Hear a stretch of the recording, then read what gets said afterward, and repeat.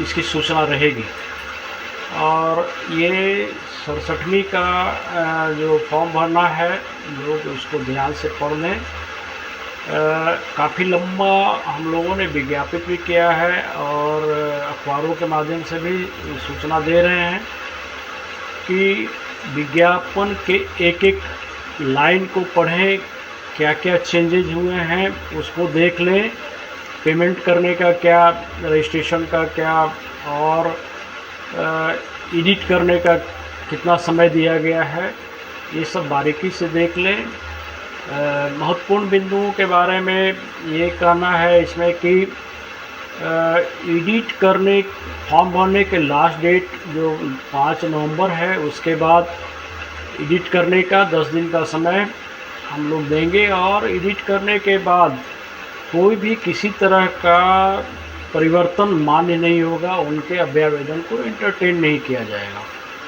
एक विशेष बात है इसमें कि लड़कों को जो क्लेम करते हैं रिजर्वेशन का, किसी भी तरह का रिजर्वेशन हो, चाहे वो एनसीएलसी का हो, ईडब्ल्यूएस का हो, दिव्यांगता का हो, फ्रीडम फाइटर का हो, इसका सर्टिफिकेट ओरिजिनल उनके पास होना चाहिए। वही सर्टिफिकेट अगर वो आगे सफल होते हैं तो साक्षात्कार में उन्हें दिखाना पड़ेगा और वही अटेस्ट किया जाएगा।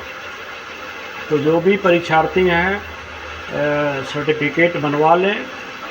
कुछ लड़कों की क्वेरी आई है कि ईडब्ल्यूएस सर्टिफिकेट में जो वर्ष दिया गया है उसके संबंध में क्वेरी आई हैं।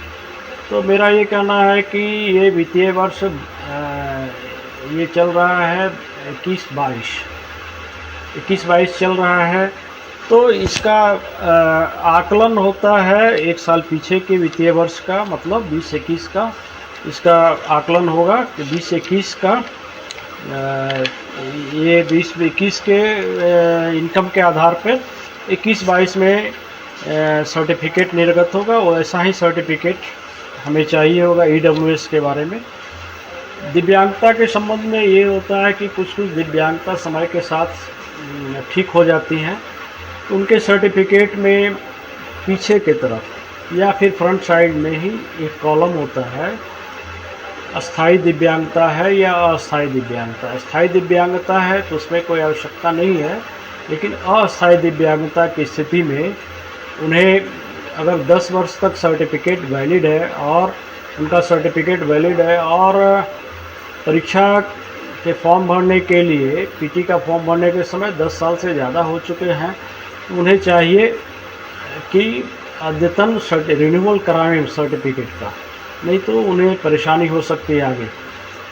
और छात्रों से रिक्वेस्ट है कि बहुत सोच समझकर ऑप्शनल पेपर रखें, रिजर्वेशन वगैरह का क्लेम करें और जो भी एंट्री करें बहुत एक बार देख लें, उसका प्रिंट आउट अपने पास रखें और प्रिंट आउट के बाद उसको देख करके स्टडी करके अगर एडिट करने की ज़रूरत है तो एडिट करें, क्योंकि ये उनके पास अंतिम मौका होगा, नहीं तो उनके कैंडिडेचर पे असर पड़ेगा। हाँ, एक से पहले ये होता था हमारे यहाँ कि एक कैंडिडेट का अगर 2 आवेदन आ गया तो बाद वाले आवेदन को मान्य करके पीछे वाले को मर्ज कर देते थे। इस बार लड़के 2 आवेदन नहीं कर पाएंगे। अगर गलती हो गई है कहीं रजिस्ट्रेशन में आवेदन करने में तो उसको कैंसिल करेंगे और फिर से फीस जमा करके नया रजिस्ट्रेशन करेंगे। ये पहले जो ये सुविधा थी वो समाप्त कर दिया गया और आगे बहुत तरह की समस्याएं होती थी, इसके कारण ये सब बदलाव किए गए हैं। समस्याएं इस तरह से होती थी कि लड़का कैटेगरी जो एक्चुअल कैटेगरी है उसको नहीं भरकर या तो साइबर कैफ़े में गलती के कारण या खुद की गलती के कारण दूसरे कैटेगरी में उनका फॉर्म भरा होता था और लास्ट में इंटरव्यू के पहले या रिटर्न के पहले उनका रिक्वेस्ट आता था कि गलती हो गई है, इसको संशोधित कर दिया जाए।